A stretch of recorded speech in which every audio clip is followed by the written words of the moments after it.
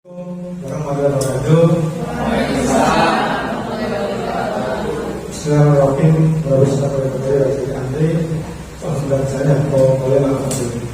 Yang terhormat rekan-rekan pengajar, wali kelas dan guru yang suci SDN Kelapa 3. Hari ini kita akan sama-sama mengikuti destinasi pemahaman dan penerapan pengalaman budaya positif rekan kita Boleh Afufa yang kebetulan saat ini sedang dalam proses pendidikan calon gubernur angkatan 9. Kalau yang berhormati, mari kita bersama kegiatan ini, insya Allah nanti akan berguna, utamanya untuk diri pribadi dan mungkin juga untuk Boleh selaku pemberi materi. Kita tahu bahwa sekolah kita juga anak-anak kita masih banyak yang perlu kita berikan pencerahan, pemahaman bagaimana berbuat baik terhadap temannya, termasuk kita juga sebagai pengajar, bagaimana kita dengan praktek baik kepada teman sejawat, anak-anak kita dan sebagainya. Jadi itu ya, nanti jika ada diseminasi memang ada sesi tanya jawab, ya silakan ditanyakan. Siapa tahu pengalaman Bu Lili yang di kelas 6 yang atau menimba materi dari para pengajar praktek di CGP akan dibarkan ke teman-teman hari ini, sebab nanti teman-teman juga mengalami di bahasa masing-masing atau di masing-masing.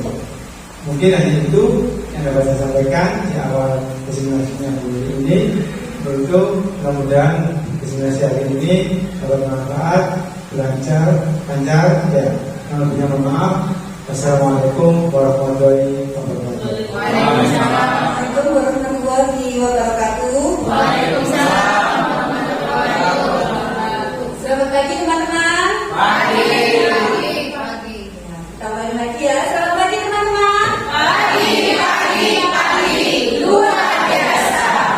Terima kasih teman-teman atas kehadirannya pada pagi hari ini, bisa meluangkan waktunya untuk mendengarkan atau untuk mengikuti diseminasi pemahaman dan penerapan pengalaman budaya positif.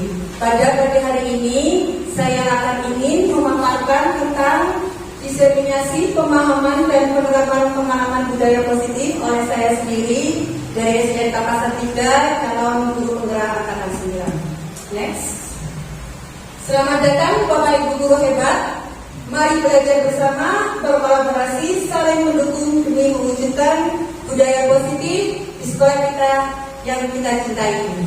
Next. Sebelum kita memaparkan tentang budaya positif, kita SPG dulu ya teman-teman. Ya. Kita nyanyi bersama-sama.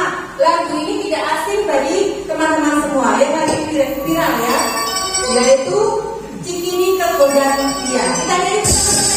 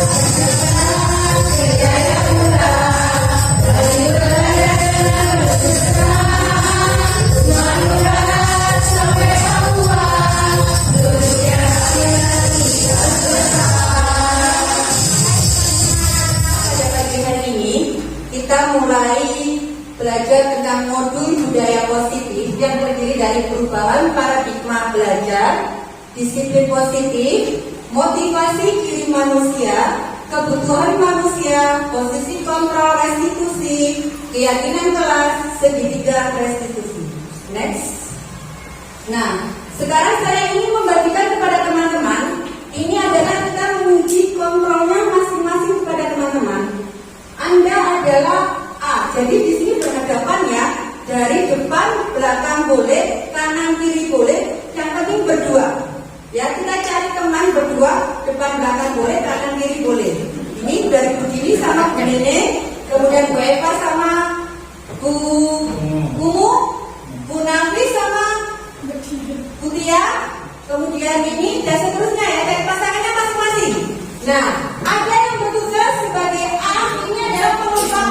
tepuk tangan. Mengembangkan tepuk tangan. Ini permainannya seperti ini ya teman-teman. Boleh berdiri. Boleh coba sampai depan berdiri sini. Sini. Melempar sama buku berdiri sini ya. Melempar sama buku boleh ya. Ini permainannya seperti ini teman-teman. Yang jadi A ini mengembangkan tangannya. Dia menyimpan sesuatu yang sangat berharga di dalam kepalan tangannya. Yang jadi A angkat tangan. Sebelah jadi A. Nah, jadi A ya. Ini mengepalkan tangannya. Kemudian Anda perlu menjaga kepalan tangan itu agar yang B tidak bisa membuka. Gimana caranya supaya B mencoba membuka kepalan dari tangan A? Dengan cara apa biasanya dirayu ya? Nah, dimananya usahanya B untuk merayu si A supaya membuka kepalan tangan tersebut. Saya mulai dari sekarang ya, hitungan ketiga. 3, 2, 1. Silakan merayu yang A mempunyai kepalan yang apa di dalamnya ini. Yang B merayu supaya membuka kepalan tangan bisa merayunya dengan kata-kata ya. Contohnya seperti ini.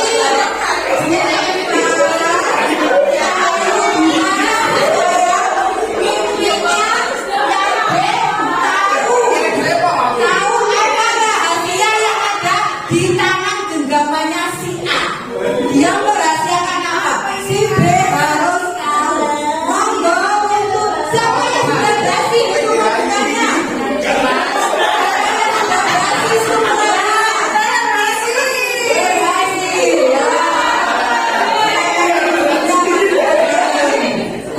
Monggo.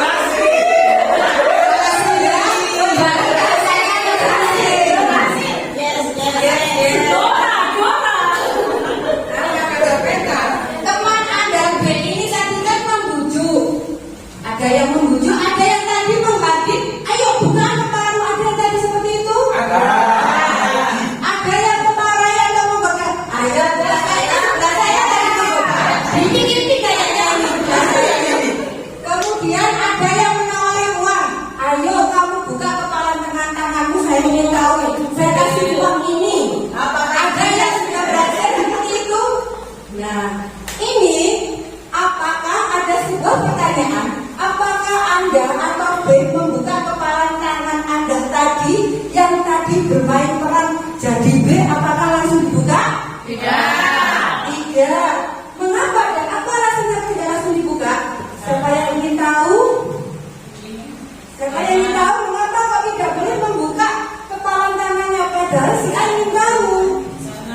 Ada sesuatu Bu Nini? Oh ya, kenapa? Ya karena saya ingin mempertahankan prinsip saya yang ada di sini. Jangan sampai ada yang tahu dulu. Bagus, mempertahankan prinsip ya. Berarti dia menggunakan emosi kontrol dirinya. Ya, supaya dia B tidak ingin tahu apa rahasia di dalam kepala tangan si A. Apakah Anda atau B menutup kepala tangan Anda ini mempunyai alasan tertentu sehingga kepala tersebut tidak mau dibuka? Yang jadi si A siapa ya? Saya. Ya, kenapa kok ingin merahasiakan sampai tidak ingin tahu sama si B? Karena memang ada sesuatu yang harus tidak diberitahu. Itu memang untuk dirahasiakan. Mantul nuwun ya Bu Surya. Ya, ada sesuatu yang dimana si A tidak boleh tahu apa rahasia yang ada di kepala tangan B. Ini dalam kegiatan yang panjenengan lakukan ini tadi, sesungguhnya siapa yang memegang kendali atau kontrol untuk membuka atau menutup kepala tangan tersebut dari yang jenengan permainkan tadi ini? Kira-kira siapakah yang memegang kendali kontrol tersebut? Milik si A. Bisa nggak sih alasannya begini? Yang mengambil kontrol adalah si A sendiri, diri kita sendiri yang mengambil kontrol atas diri kita sendiri. Kita yang tahu apa yang terbaik untuk diri kita dan apa yang buruk untuk diri kita. Ya, terima kasih Mimi. Ya, tepuk tangan untuk Mimi ya. Itu ya teman-teman ya. sejatinya jawabannya yang benar seperti itu, bahwa sesuatu tindakan apapun itu kita sendiri yang mengontrol, bukan orang lain ya teman-teman. Jadi seperti yang jenengan permainkan tadi ini adalah bentuk posisi kontrol diri atau emosi diri dari panjenengan. Jika siswa kita, ibaratnya siswa kita ini tidak mau mengerjakan tugas ataupun datang terlambat, jadi kita jangan asal menghukum apapun. Kita cari tahu dulu apa alasannya, apa yang mengakibatkan sehingga siswa tersebut bertindak seperti ini. Jadi emosi kontrol itulah yang utama. Next, Mas. Pada dasarnya kita tidak dapat memaksa murid untuk berbuat sesuatu jikalau murid tersebut memilih untuk tidak melakukannya. Walaupun tampaknya guru sedang mengontrol perilaku murid, hal demikian terjadi karena murid sedang mengizinkan dirinya dikontrol. Saat itu bentuk kontrol guru menjadi kebutuhan dasar yang dipilih murid tersebut. Teori kontrol ini menyatakan bahwa perilaku memiliki tujuan bahkan terhadap perilaku yang tidak disukai. Jadi mulai sekarang nih Bapak Ibu, kita tidak boleh memaksakan kehendak murid kita. Jadi murid kita mempunyai keinginan sendiri-sendiri. Tujuan kita adalah mengarahkan murid kita sesuai dengan emosi kontrol yang dimiliki oleh murid tersebut. Next, Mas. Menurut dosen Situs 998, suatu keyakinan akan lebih memotivasi seseorang dari dalam atau memotivasi secara intrinsik. Seseorang akan lebih bergerak dan bersemangat untuk menjalankan keyakinannya daripada hanya sekedar mengikuti serangkaian. Ini maksudnya bahwa kita dalam mengajar kepada anak atau membimbing anak, janganlah kita menuruti emosi apa kata kita sendiri. Jadi kita harus menyelami anak kita. Anak kita ini beraneka ragam, berdiferensiasi ya. Jadi anak kita ini tidak hanya terpatok anak pintar-pintar atau anak yang bodoh-bodoh atau anak yang tidak. Anak-anak kita ini beragam-ragam. Belum tentu anak tidak bisa ini, tidak bisa semuanya. Jadi kita dimana untuk menggali potensi anak tersebut. Dan juga anak tersebut itu akan menyadari kesalahannya sendiri apabila kita sebagai guru harus bisa memotivasi secara intrinsik dari dalam diri kita sendiri. Jadi jangan kita asal menghukum. Kita bisa menjadi penghukum, berteman, kemudian menjadi manajer itu nanti pada berikutnya. Next. Nah, pembelajaran dengan paradigma baru ini ada profil pelajar Pancasila yang tidak asing lagi untuk kita kurikulum merdeka. Harus bisa menguasai 6 dimensi. Apa saja 6 dimensi tersebut? Yang pertama adalah beriman, bertakwa kepada Tuhan yang Maha Esa. Yang kedua, berkebinekaan global. Yang ketiga, bergotong royong. Yang keempat, kreatif, bernalar kritis dan mandiri. Ini harus dikuasai oleh seorang guru untuk mewujudkan siswa kita menjadi siswa yang memiliki potensi dari dalam dirinya sendiri, bukan potensi yang hanya sekedar dipaksa. Ayo kamu lomba olimpiade, kamu harus bisa melakukan ini. Tidak bisa Bapak Ibu. Ya, tidak bisa seperti itu. Jadi kita harus menggali dari potensi dirinya anak tersebut.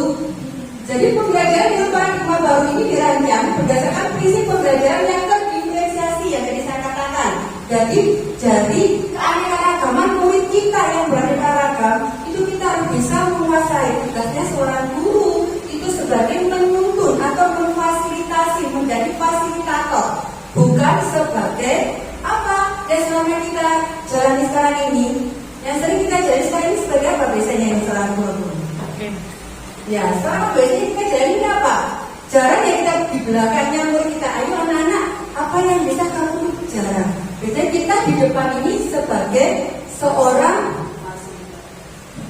teacher center, terpusat pada guru, bukan teachers to student, terpusat pada anak. Padahal pembelajaran itu sekarang adalah pembelajaran yang harus berpusat pada anak, seperti panjenengan yang sering mengerjakan di PMM, yaitu di Merdeka Belajar, seperti itu ya.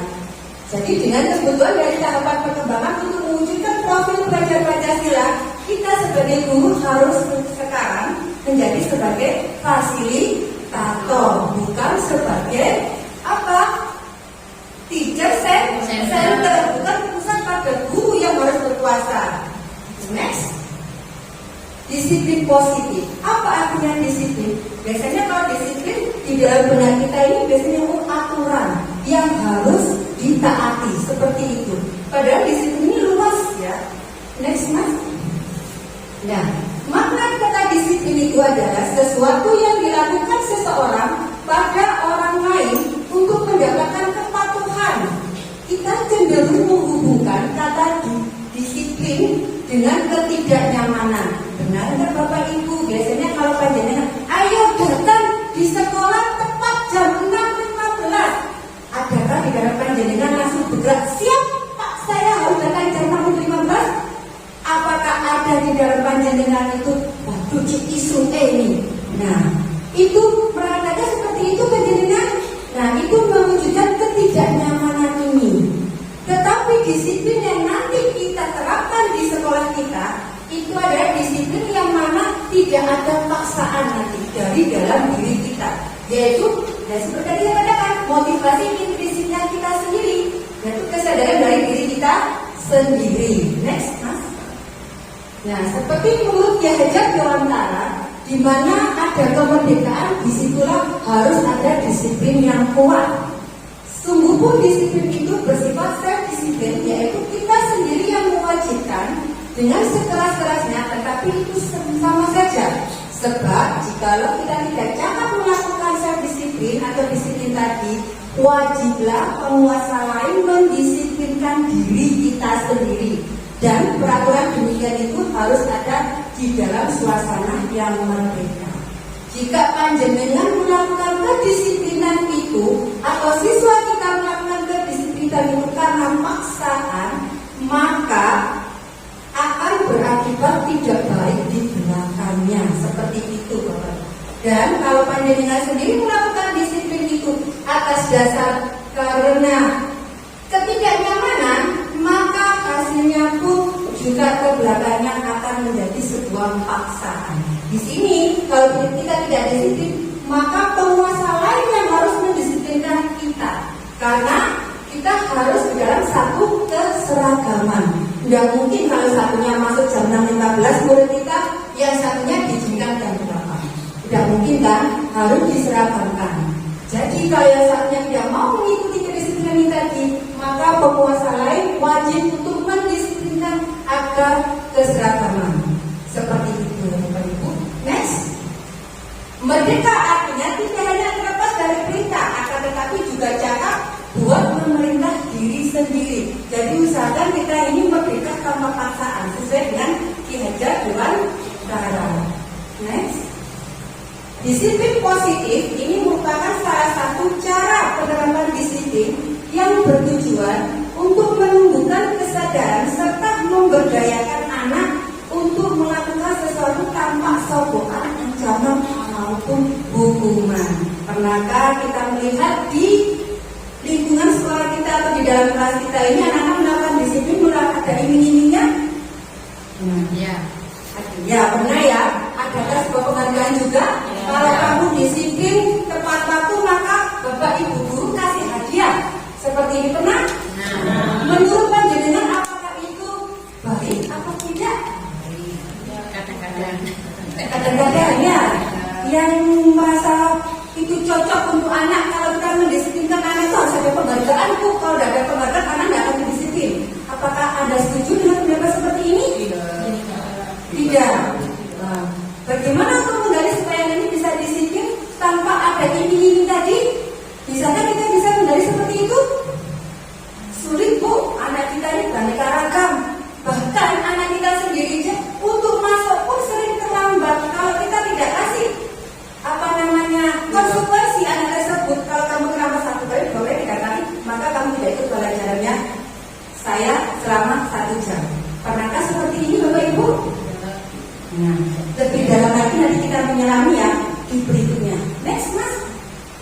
Nah, bila kita ingin membuat kemajuan perlahan, sedikit-sedikit ubahlah sikap atau perilaku Anda. Jadi kita mulai dari diri kita sendiri sebagai contohnya. apabila kita memperbaiki cara-cara utama kita, maka kita perlu mengubah kerangka acuan kita. Ubahlah bagaimana Anda melihat, bagaimana Anda berpikir tentang manusia. Ubahlah paradigma Anda, skema pemahaman dan penjelasan aspek-aspek tertentu tentang realitas. Jadi kalau kita ingin mewujudkan suatu motivasi intrinsik tadi kepada anak dengan disiplin tanpa paksaan atau imbalan, maka diawali dari mana Bapak Ibu? Dari diri kita sendiri. Okay, next, Mas. Nah, inilah kebutuhan dasar manusia. Yang pertama, kebutuhan fisiologis atau kebutuhan pokok manusia, kebutuhan rasa aman, kebutuhan akan rasa memiliki dan kasih sayang, kebutuhan akan penghargaan, dan kebutuhan akan aktualisasi diri.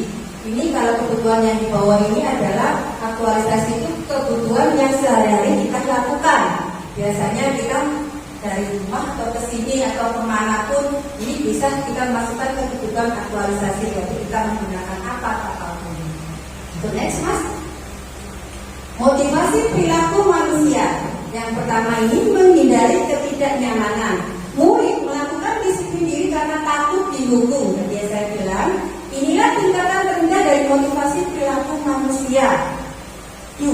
Untuk mendapatkan imbalan atau penghargaan dari orang lain, murid melakukan disiplin diri karena ingin mendapatkan imbalan tersebut. Untuk menjadikan orang yang mereka inginkan dan menghargai diri sendiri dengan nilai-nilai yang mereka percaya, murid melakukan disiplin diri karena sadar akan nilai kebajikan. Ini akan membuat seseorang memiliki disiplin positif. Nah, dari ketika motivasi perilaku manusia, yang mana yang sering panjenengan lakukan? Biasanya di sini kita sering ini ya, biasanya anak-anak seperti ini ya. Kalau anak-anak itu akan disiplin, kalau tidak kena hukuman itu tidak akan disiplin, biasanya seperti itu ya. Nah, sulit kan anak-anak untuk menjadi dirinya sendiri akan sadar. Makanya kita sebelum mendisiplinkan anak tersebut, maka kita dulu gali nilai-nilai kebajikan yang ada di dalam anak tersebut. Anak itu memiliki potensi yang banyak. Jadi kita sebagai guru ini harus menjadi penuntun yang mana anak tersebut ini kalau tidak tahu caranya kita arahkan. Nah, seperti itu ya Bapak Ibu ya. Ini yang nomor 3 ini yang harus kita wujudkan di sekolah kita ini, yaitu menjadikan orang yang mereka inginkan menghargai diri sendiri dengan yang mereka percaya, melakukan dengan kesadaran diri melalui nilai kebajikan. Siapa yang tahu nilai kebajikan itu? Nilai kebajikan itu nilai yang ada dalam dirinya sendiri. Kira-kira apa nilai kebajikan itu? Disiplin, kemudian jujur, bertanggung jawab. Apalagi Bapak Ibu? Percaya diri ya. Apalagi Bapak Ibu? Ini tahu ada 9 loh. Masih kurang 5 ini. Toleransi. Lagi? Sampai lagi tahu? Selain toleransi, bertanggung jawab, jujur, mandiri. Ya? Tenggang rasa. Ya, itu semua nilai kebajikan yang harus kita gali di murid kita sendiri. Next, Mas. Konsep disiplin dengan identitas gagal.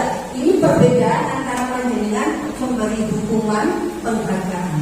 Kalau hukuman ini sifatnya menyakitkan, tidak nyaman di anak, murid merasa takut, memaksa memurid, menyembunyikan kesalahan, murid menjadi rendah diri. Ini kalau seorang guru ini menghukum, memberikan hukuman sebagai penghukum. Tapi kalau penghargaan ini sifatnya sementara, tidak efektif, merusak hubungan. Jika saya tidak dikasih oleh si A, maka saya pindah untuk menjadi si B tidak pernah ngasih saya, maka saya dengan si B tidak akan terjalin hubungan harmonis. Benar Bapak Ibu? Nah, siapa yang sering memberikan itu maka hubungannya akan harmonis. Itu penghargaan. Kemudian mematikan kreativitas anak, menghukum dengan sistem ranking. Kalau kamu menjadi ranking 1, maka Bapak Ibu guru akan kasih kamu hadiah. Itu yang seringkali kita dengar ya, padahal itu mematikan kreativitas anak tersebut. Bukan anak tersebut nanti merasa bangga di kemudian hari, dia akan merasa terhukum dengan dirinya sendiri, Bapak Ibu. Karena diiming-imingi seperti itu, nanti saya ke SMP Bu, saya harus mencari guru yang seperti itu. Dia akan memotivasi dirinya seperti itu terus. Motivasi eksternal yang akan keluar, bukan dari dirinya sendiri. Kemudian merampas hak menghargai diri. Jadi dirinya seperti terjatuhkan ya Bapak Ibu. Kalau panjenengan bukan penghargaan itu sama dengan menjatuhkan siswa panjenengan. Gitu. Next. Perbedaan konsekuensi dengan restitusi jika murid kita melakukan kesalahan. Kalau konsekuensi, penguatan jangka pendek. Misalkan tadi saya kasih contoh, murid itu datang terlambat. Jika kamu 1 kali, 2 kali, 3 kali, maka kamu tidak mengikuti pelajaran guru selama 1 kali jam pelajaran tersebut. Kemudian perlu monitoring berkelanjutan, stimulus respon, murid mematuhi peraturan, kehilangan waktu untuk memenuhi kesalahan. Itu konsekuensi. Artinya kesepakatan dengan yang melakukan pelanggaran. Itu, jadi membuat kesepakatan. Kalau restitusi ini, murid akan diajari bertanggung jawab untuk perilakunya, fokus untuk pecahan masalah, murid menghormati dirinya dan orang lain. Kemudian teori kontrol, dirinya memegang kontrol yang seperti panjenengan tadi praktekkan. Kemudian murid bersemangat memperbaiki kesalahan. Next. Pendekatan restitusi. Restitusi ini adalah proses menciptakan kondisi bagi murid untuk memperbaiki kesalahan sehingga mereka bisa kembali pada kelompok mereka dengan karakter yang lebih kuat. Ini dari dosen yang 2004. Next. Ciri-ciri restitusi ini adalah bukan menebus kesalahan, kemudian memperbaiki hubungan, tawaran bukan paksaan, menuntut untuk melihat ke dalam diri, fokus pada karakter, menguatkan dan fokus pada solusi. Jadi kalau kita menyelesaikan masalah, lebih baik kita menggunakan ciri-ciri restitusi ini ya Bapak Ibu. Kita bertanya, nanti ada ciri-cirinya. Next Mas. Nah, ini langkah-langkah apa yang harus kita lakukan untuk menyelesaikan masalah tersebut? Yang pertama, menstabilkan identitas. Kedua, validasi tindakan. Yang ketiga, menanyakan keyakinan. Nah, contohnya seperti ini Bapak Ibu yang ada di sini. Apa menstabilkan identitasnya? Di sini adalah kita buat sebuah keyakinan kelas di kelas kita masing-masing. Keyakinan dan peraturan ini berbeda. Ya Bapak Ibu, kalau menstabilkan identitas ini kita bertanya kepada siswa kita kalau melakukan kesalahan, apa nak yang kamu lakukan selama ini? Apakah kesalahan yang kamu lakukan ini benar atau salah? Jadi anak bisa dijawab sendiri. Kemudian validasi tindakan, kita cari dulu apa solusi untuk memecahkan masalah anak tersebut. Jangan langsung anak itu diberikan justice approach-nya hukuman langsung. Kemudian menanyakan keyakinan, apakah kamu dengan kesalahan ini kau bisa merubah menjadi yang lebih baik seperti itu. Jadi ada contohnya. Next. Perbedaan contoh kasus siswa yang datang terlambat ke sekolah. Next. Nah, kalau guru sebagai penghukum seperti ini ya Bapak Ibu, guru menghukum berdiri di depan kelas atau menulis di buku tulis sebanyak 100 kali. Itu kayak yang terjadi. Ya.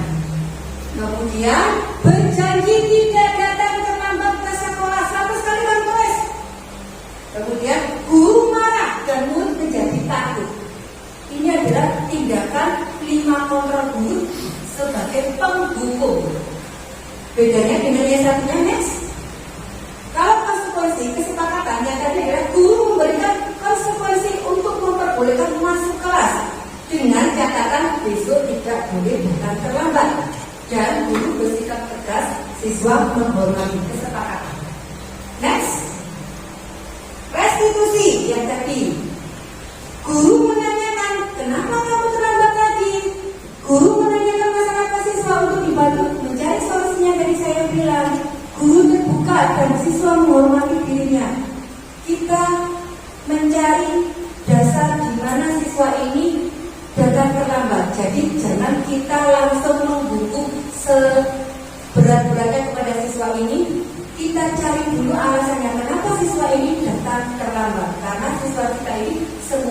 tidak sama. Dari penghukum, restitusi, dan konsekuensi yang cocok kita lakukan yang mana nih Bapak Ibu? Restitusi. Apakah nanti kita ke depannya bisa melakukan seperti ini? Amin. Ini ada Bapak Kepala Sekolah sebagai saksinya. Mudah-mudahan nanti ke depan kawasan kita ini tidak ada lagi siswa-siswa yang terlambat. Jadi kita ini sebagai apa? Juga sebagai BK ya kalau di SD. Kalau di SMP sudah ada sendiri BK-nya. Kalau di SD kita sebagai BK juga bimbingan konseling. Kita menanyakan ketiga ini. Next. 5 posisi kontrol restitusi yang tadi saya bilang. Penghukum, pembuat merasa bersalah, teman, pemantau, manajer. Kira-kira panjenengan jadi yang mana ini?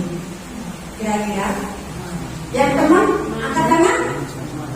Teman. Oke, jadi saya beritahu saja teman. Selain teman ada lagi? Ada lagi? Ini apa? Yang harus kita lakukan? Sebagai apa? Sebagai teman.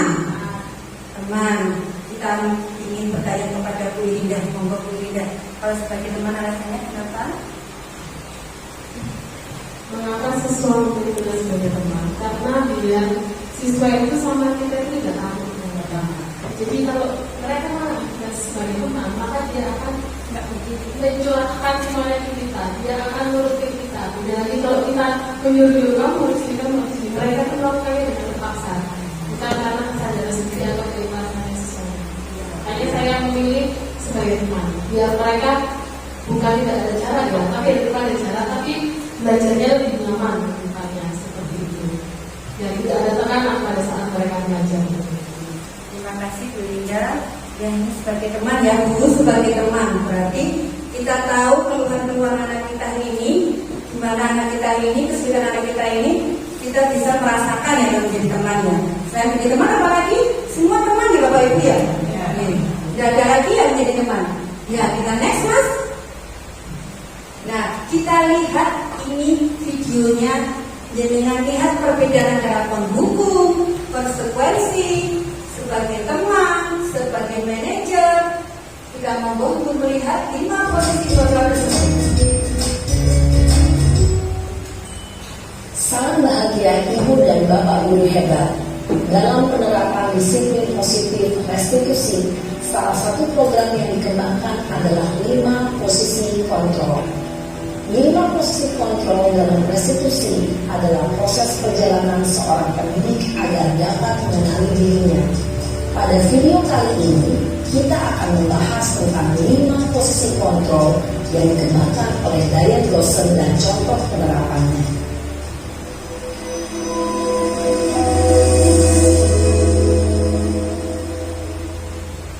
5 posisi kontrol itu adalah 1. Posisi penghukum. 2.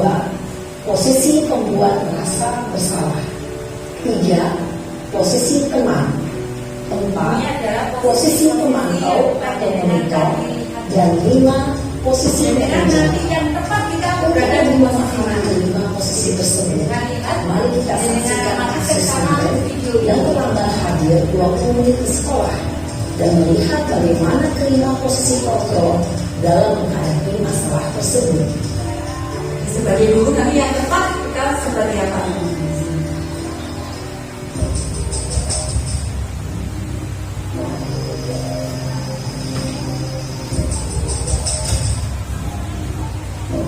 Ini adalah sebagai penghukum.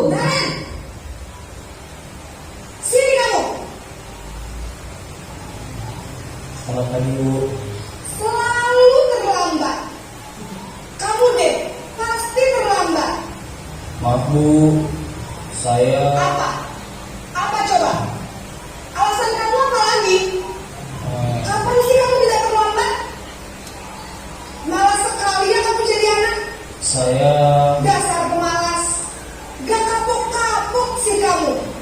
Sudah berapa kali terlambat? Sana, kamu keliling lapangan basket 2 kali. kenapa saya harus keliling lapangan basket Bu? Kenapa? Kamu melawan ibu. Berani-berani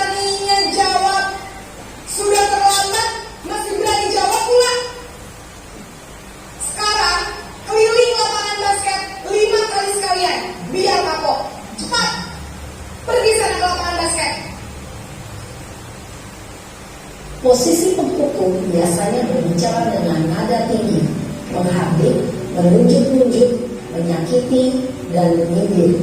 Hukuman bisa berupa fisik maupun psikis. Ibu dan bapak guru hebat.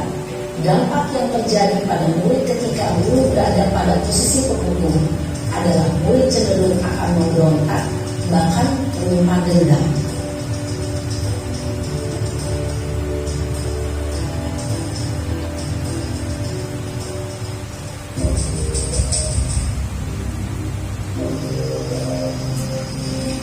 Dengan menyimpulkan ya posisi mana yang paling tepat untuk kita sebagai guru.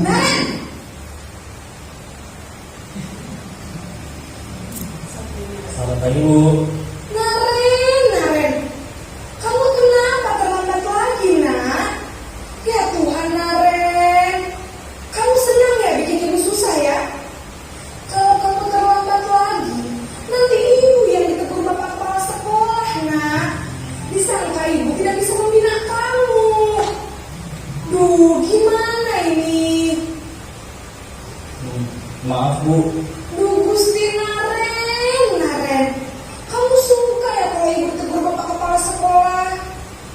Terus, sekarang ibu harus tulis apa ini di buku absen? Ini kamu sudah sering terlambat loh. Ibu harus apa coba? Maaf Bu. Maaf sekali. Ya sudah, lain kali jangan bikin ibu susah lagi ya nak ya. Ibu tidak akan kuat lagi kalau kamu begini terus. Bisa jantungan kalau ibu tegur bapak kepala sekolah. Sana cepat ke kelas. Maaf ya Bu. Maaf sekali. Posisi pembuat rasa bersalah berbicara dengan nada tenang, cenderung lembut. Namun kata-kata yang diutarakan membuat murid merasa menjadi orang yang gagal, memandang buruk dirinya sendiri, merasa tidak berharga, dan tidak sanggup membahagiakan orang lain. Ketika guru mengambil posisi pembuat rasa bersalah, murid akan menganggap dirinya yang bersalah dan ia akan menyimpan emosi negatif tersebut di dalam dirinya. Karena kita tidak rasa pada seperti ini ya. Karena kita bisa berposisi seperti tadi. Di posisi teman yang manja dengan pilih tadi.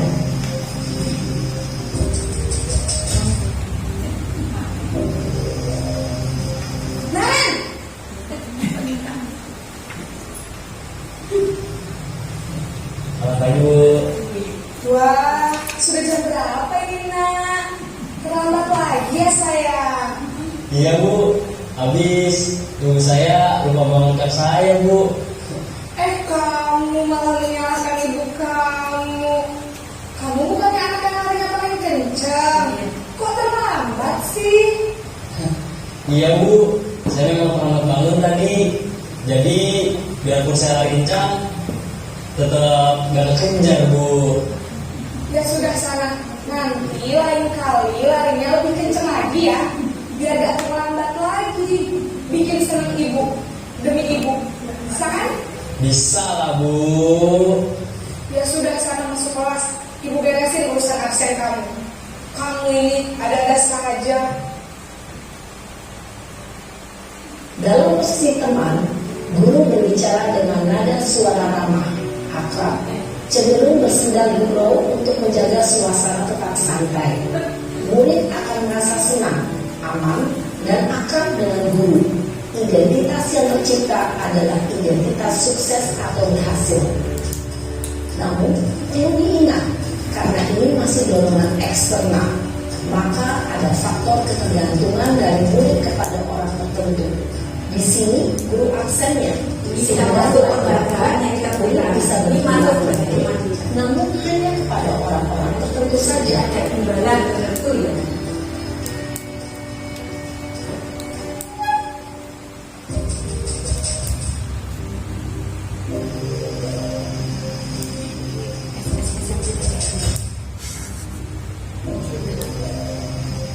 Naren!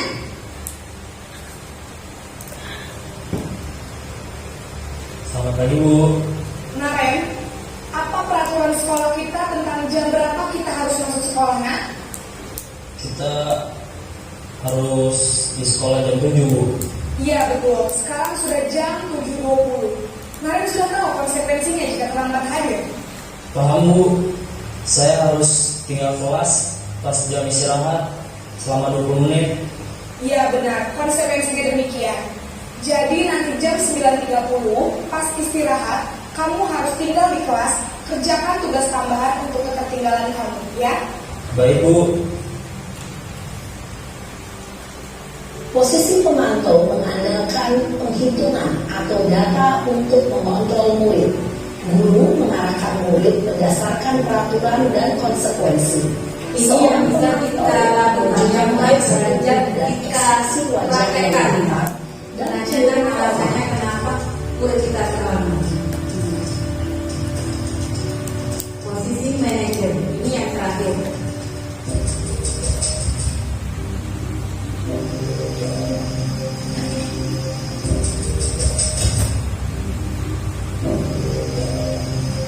Naren!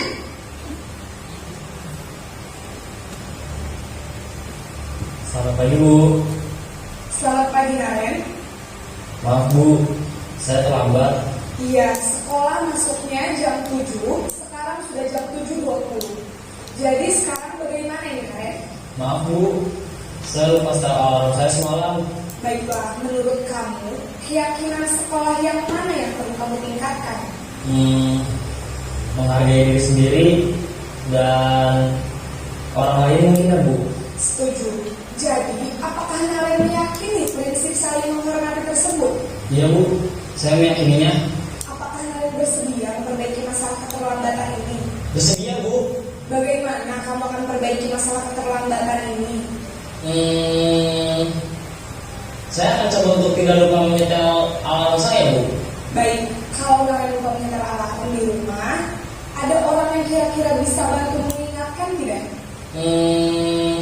Ada Bu, kakak saya, Kak Emma. Ada lagi selain Kak Emma? Selain Kak Emma, ada ibu saya. Baik, jadi yang mengingatkan Naren adalah Kak Emma dan ibu kamu ya. Kira-kira akan mulai start alarm kapan nih Naren? Setelah pulang sekolah, akan segera saya lakukan.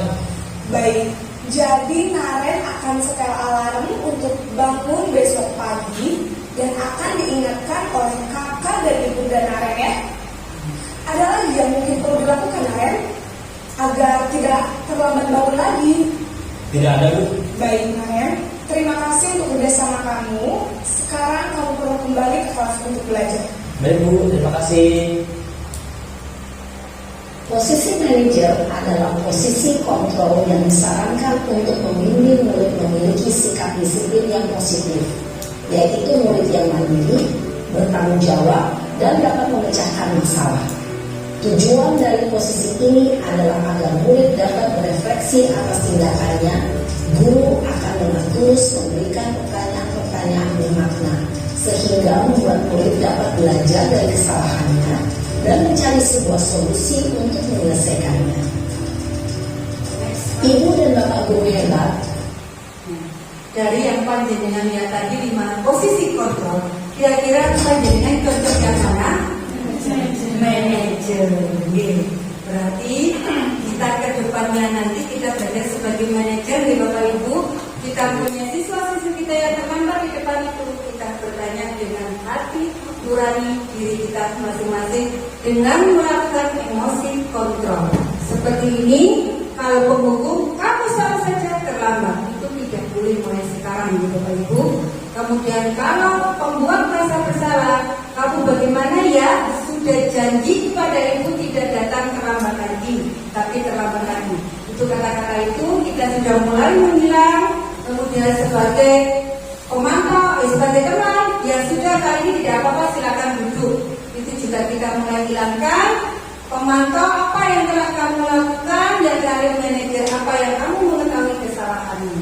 Jadi inilah kita sebagai manajer tadi ada 3 langkah yang harus kita lakukan. Yang pertama tadi menstabilkan identitas, kemudian validasi tindakan, yang terakhir adalah menanyakan keyakinan. Ketiga ini harus kita terapkan kepada siswa kita apabila siswa kita ini mengalami masalah tidak terlambat saja, Tetapi teman siswa kita ini di kelas sering mengganggu temannya, membuli temannya, itu juga termasuk salah satu tindakan yang harus kita lakukan menggunakan manajer. Jadi Bapak Ibu setuju dengan menggunakan manajer sekarang? Alhamdulillah, nih ada Bapak Kepala Sekolah sebagai saksinya. Kita kedepannya nanti kita gunakan sebagai manajer. Jadi mulai sekarang keharmonisan yang ada di kawasan 3 ini semoga kedepannya bisa berjalan dengan baik antara orang tua, guru, dan siswa. Ada kerjasama atau kolaborasi yang baik untuk mewujudkan visi sekolah kita. Next, Mas. Keyakinan kelas. Mengapa keyakinan kelas dan mengapa tidak peraturan kelas saja? Siapa yang tahu perbedaan ini? Mengapa kita memiliki peraturan tentang penggunaan helm pada saat mengendarai kendaraan roda 2 atau motor? Mengapa kita menggunakan helm? Kalau ada yang tahu pertanyaannya, jawabannya untuk pertanyaan ini, mengapa kita menggunakan helm pada saat mengendarai roda 2? Siapa yang bisa? Biar tidak jatuh. Bisa begini. Untuk keselamatan. Untuk keselamatan. Terima kasih. Untuk apa? Ini tadi. Untuk melindungi kepala. Ya, benar. Kita membuat peraturan menggunakan helm dengan mengendarai sepeda motor. Yang pertama adalah untuk keselamatan.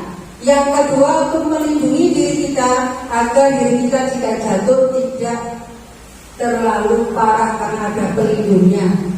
Yang kedua pertanyaannya, mengapa kita memiliki peraturan tentang penggunaan masker dan mencuci tangan setiap saat? Siapa bisa jawab? Monggo saya ini dari sini. Bu Eri, Bapak Aksi, kita tinggi. Untuk penggunaan masker dan cuci tangan setiap saat, salah satunya adalah menjaga kesehatan dengan cara menjaga kebersihan dari tangan dan pernapasan masker.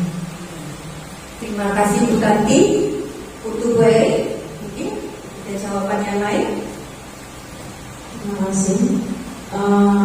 Untuk jawaban, mengapa kita menggunakan masker dan mencuci tangan? Yang pertama, masker untuk melindungi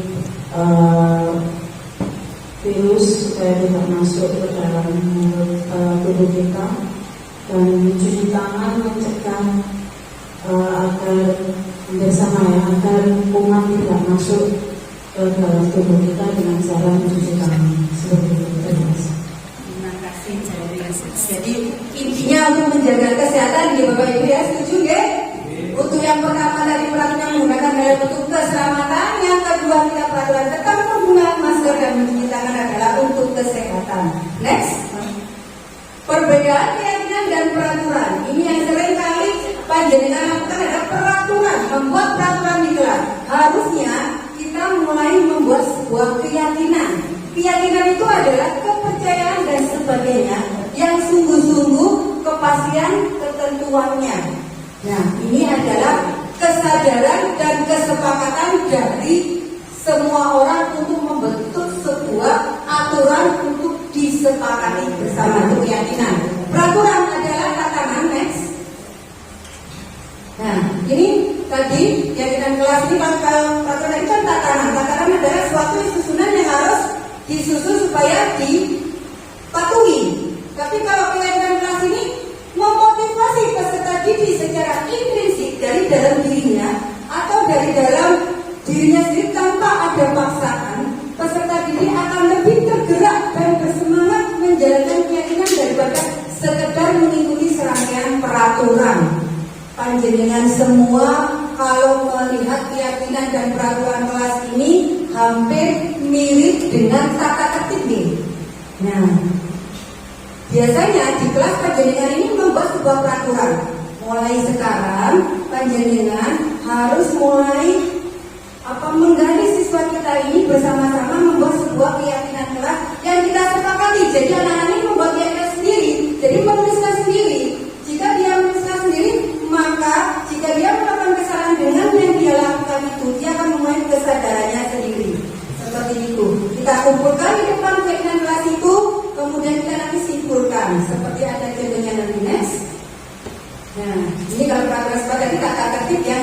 patuhi di dalam kelas supaya proses belajar mengajar berlangsung dengan lancar. Dalam tata tertib ini biasanya termuat hal-hal yang harus dilaksanakan dan hal yang dilarang demi kelangsungan kelas yang kondusif. Sifatnya ini kadang memaksa kalau peraturan ini, beda dengan keyakinan. Next, proses pembuatan keyakinan kelas yang tadi saya katakan. Jadi mulai ke depan ini, setelah saya mendefinisikan pemahaman ini, monggo Bapak Ibu nanti bisa mempraktekkan di kelas untuk membuat sebuah keyakinan kelas. Yang pertama adalah izinkan siswa kita menulis keyakinan yang mereka inginkan. Jadi aturan apa yang mereka inginkan agar bisa disepakati bersama. Kemudian guru dan siswa mengulas keyakinan yang telah tertulis. Guru dan siswa memilah keyakinan kelas yang penting. Biasanya anak kan sama-sama. Yang sering saya lakukan dan sudah pernah saya lakukan di kelas, apa yang sering mereka tulis adalah membuli temannya itu hampir menulis semua. Itu ditulis di sini. Jadi nanti kita simpulkan. Oh, yang pokok ini adalah membuli temannya itu tidak boleh. Kemudian mengubah keyakinan kelas menjadi kalimat positif. Jadi bukan negatif ya. Kemudian mengecek atau menyemangati keyakinan kelas. Sudahkah kita mempraktekkan keyakinan kelas? Belum. Jadi insya Allah ya Bapak Ibu mulai sekarang setelah kita memahami tentang disiplin positif, kita bisa mempraktekkan tentang keyakinan kelas di kelas kita masing-masing. Bapak Ibu setuju tidak kita membuat keyakinan kelas? Terima kasih Bapak Ibu. Next Mas. Nah ini dokumentasi proses pembuatan keyakinan kelas yang telah saya buat di kelas 6C. Jadi kita sudah saya pasang keyakinan kelas itu di kotak sana yang harus mereka taati. Oke. Seperti ini next. Ini dokumentasinya pembuatannya. Ini ada berbagai macam keyakinan kelas yang didapatkan. Nanti kita buat kesimpulan. Nanti kita ketik taruh di sini. Tulisan dengan keyakinan kelas 1A, keyakinan kelas 1B seperti itu. Next. Nah ini segitiga tadi yang sudah panjenengan pihak. Kita mulai sekarang jika menemui masalah harus melakukan segitiga restitusi ini. Yang pertama dalam menstabilkan identitas, kita semua harus melakukan hal yang terbaik yang bisa kita lakukan. Validasi tindakan yang salah, semua perilaku memiliki alasan. Menanyakan keyakinan, kita semua memiliki motivasi internal. Mulai sekarang panjenengan Bapak Ibu dan kita semuanya harus memotivasi internal siswa kita. Setujukah Bapak Ibu? Mulai sekarang tidak ada kata menghadik siswa lagi ya Bapak Ibu. Kita jangan sebagai penghukum. Kita harus belajar menjadi manajer. Next. Dalam penerapan program disiplin positif, hendaknya guru memiliki standar kepribadian profesional dan sosial yang baik, di mana guru mampu merefleksikan posisi kontrolnya saat ini bagaimana perjalanan dirinya sebagai seorang among. Among itu apa? Posisi manajer yang menentukan murid-murid menjadi insan dan mandiri, merdeka dan bertanggung jawab sesuai dengan kurikulum kita, yaitu kurikulum merdeka. Jadi berikan kesempatan untuk anak-anak menjadi anak-anak yang mempunyai kreasi sendiri, bernalar kritis, mandiri. Kemudian apa yang tadi yang dimensi tadi? Bergotong royong, berkepikiran berapa dan beriman dan bertakwa kepada Tuhan yang Maha Esa. 6 dimensi tersebut harus kita usung, kita wujudkan supaya siswa-siswa ke depan menjadi siswa yang berprofil pelajar Pancasila. Next. Nah, Bapak Ibu punya jawaban ya mendengarkan saya tadi. Ayo kita senang bersama-sama. Ayo Bapak berdiri. Bersama-sama. Bapak Ibu. Ya, nanti kita sama-sama kita senang. Senangnya ini aturan pertama lambat, semakin ke belakang, semakin ke belakang cepat ya. Jadi kita yang pertama lambat, sedang, cepat. Kita ikuti bersama-sama. Kita mulai. Next.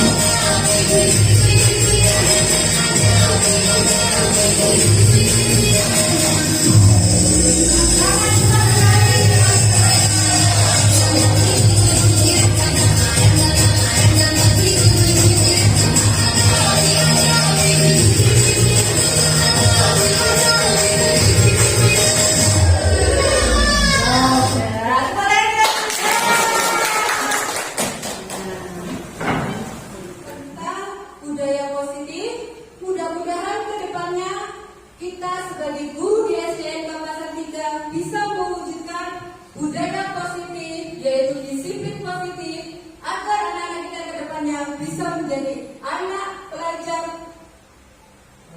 profil pelajar Pancasila. Saya akhiri Bapak Ibu, terima kasih atas waktunya. Wassalamualaikum warahmatullahi wabarakatuh.